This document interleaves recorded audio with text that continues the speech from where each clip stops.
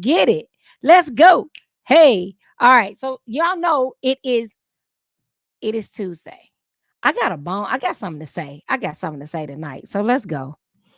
All right. So we did our mission already. So don't forget to repost, tag a teacher, repost, tag a teacher. Hey, hey, let's get it. All right. Now, don't forget to subscribe to my YouTube channel. It is Valari Humphrey, VALARIEHUMPHREY. Valari Humphrey. Subscribe to my YouTube channel. All right. Apology owed. There's an apology owed. And it is to myself and to you all. So last night I had a spelling error on my slide, and I am very surprised that no one showed me or texted me about my error, right? Or just say, Coach Val, that word spelled wrong. And I didn't realize it until today. So I have to own it.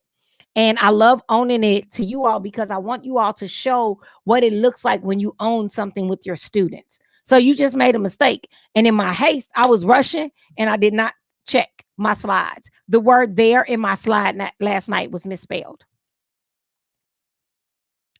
I put it in gray tonight so y'all can see it. So Monday night, it was misspelled. And I want to apologize to you all because as an educator, I know how important it is to, for one, spell things correctly, but for two, to own your mistakes because no one is perfect. And I just want to let y'all know that I got it. I felt really bad today. I was like, God dog it. I cannot believe it. So I took down my video off YouTube as well because it was a mistake in it. And I pride myself on doing things with a spirit of excellence, but not always doing it perfect. All right, let's go.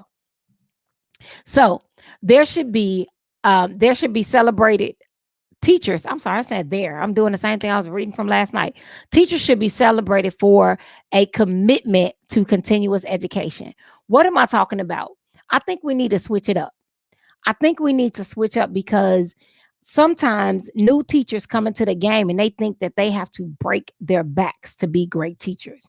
And great teachers don't mean you break your back. That's not what great teachers mean, that you should be breaking your back.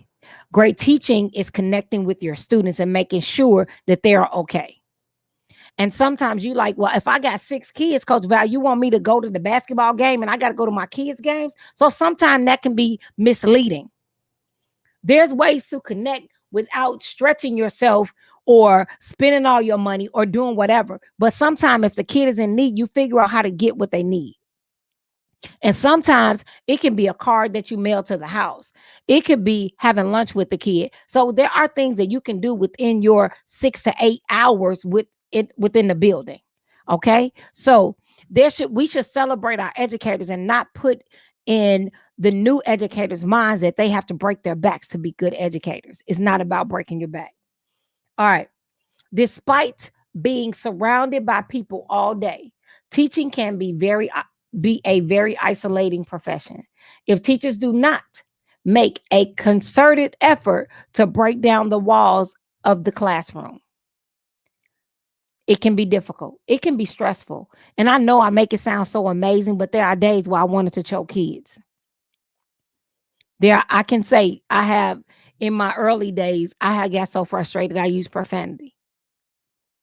And I have to admit, I know it's wrong now, but when I was young, nobody really taught me how to be a new teacher. Nobody taught me the thing. Actually, nobody ever they kept coming with initiatives, but nobody checked on me. And that's the part where I want us to understand that we have to make sure that we're supporting ourselves enough to be educators. Teaching can be a very isolating profession. We need 3 months off. We do. When we get to the summer, we need 3 months off.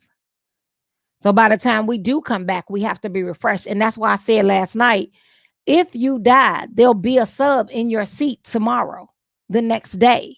So what you have to do is take care of you. So if you're stressing out and you feel isolated, you need to find you a teaching community that works for you, that really helps you through, because it can be a challenge.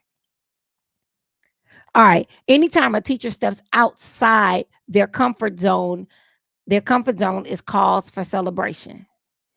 We don't celebrate the innovation of educators enough. We don't celebrate it. And if you're not getting celebrated in your school, it doesn't mean leave. You may start an initiative to honor teachers. You may do something a little different. So it doesn't mean walk out. Because I've seen some teachers actually quit in the middle of the day. Or they just don't come back. And I never understood it, but I'm cut from a different cloth. And it doesn't mean that you don't love what you do, because, and it may just mean it's not a great fit, you in teaching. It doesn't mean you're not a good person. And sometimes people come into education thinking it's one thing and it's not. Them kids are a trip. But you, as an educator that try to go next level, it needs to happen. Hey, Sharon, what's going on? All right. Teachers who make time to reflect on struggles and successes should be celebrated. What does that mean? Like I took an L because I spelled the word wrong yesterday on my slide. So I took that L. I reflected. And tonight I'm making sure I'm reading slower now, because I'm looking. I'm like, did I type all the words right? Did I put all the information in? So you need to reflect, and you need to understand when you did that thing. Very seldom, this administrator, I'm sorry, and teachers to kids, but we put more energy when something goes wrong than we do when things go right. So I need you, the way you snap on Johnny when he blah, blah, blah, I need you to celebrate Johnny when he blah, blah, blue. So if more attention is being put on the negative aspect, then guess what? He may act up more to get more of your attention. This is a side note. This is a Valari. This is coming from the book of Valari. I do not, if you are 16 or under and you get pregnant and you have a baby shower, I'm not coming. I'm not coming if you under 21.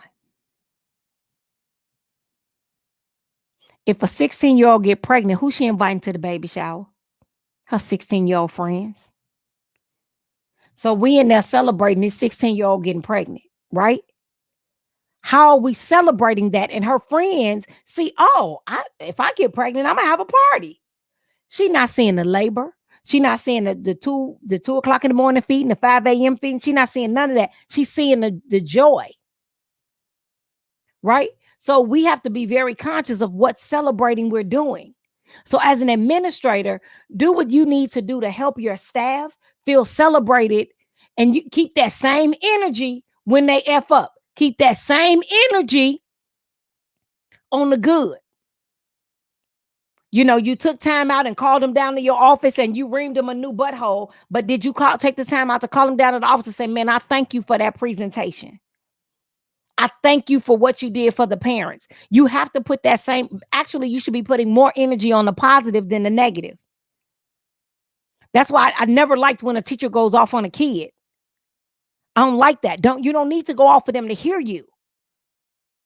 That's not what needs to be done. They need to hear a process of how not to do what they did. All right. So that's coming from my heart. Let's keep that energy up on the positive and bring it down on the negative. So then that way it is what it is. But yeah, and I hate to, I'm not down. If you have premarital sex, that ain't on me. I'm just not celebrating that. I'm not celebrating that. I buy the baby a gift, but we have to send the right message. But let's put all that energy when they graduate. If they have every year, they graduate, boom, or they pass the grade, whatever. Let's honor those things. Let's honor graduation. Let's go way out. Not when they go off to college, when they finish. When they finish high school, as opposed to the trunk party to go there. No, let's celebrate completion and amazingness in our children. We're celebrating the thought or the I'm about to's. No, okay. Let me come on back, because I'm about to tear it down the wrong lane. All right. Teachers are constantly tending to the needs of others, often at an expense of their own. I talked about it last night, y'all. If you don't respect your off time, your principal not going to respect your off time. There are times where you need to not answer. There are times. As educators, we need to love ourselves enough to say no. I thought I would let that one breathe. All right, this is long, but I need you to hear me. It is dangerous and unfair to romanticize teachers above and beyond behaviors. This one hit me because I do it. It is dangerous and unfair to romanticize teachers' above and beyond behaviors. Celebrating these types of behaviors sends the wrong message. Ouch. My toes getting stepped on. The message is that overwork and self-sacrifice are commendable behaviors for teachers. If these behaviors are routinely acknowledged as amazing, my favorite word, and outstanding, they will become the expectation rather than the exception. Normalizing self-sacrifice is detrimental to individual teachers and the profession as a whole.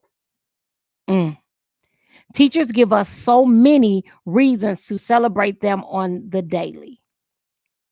We need to rewrite the narrative about what makes a great teacher. This made me look in the mirror and make sure that I am highlighting the amazing things about being an extreme teacher, but willing to go beyond the walls of your classroom and care about your kids. It's not the walls. Being extreme is being that teacher. It's not about the curriculum. The kids have to come first. The kids have to come first. Y'all hear me? The kids have to come first. All right. That's it. That's all, says the clock on the wall. Go be amazing on purpose, y'all. Always. Let's read through it one more time. We help teachers discover their superpowers and then help them transform the lives around them. Extreme teachers positively disrupt the educational system as we know it. You can be that teacher.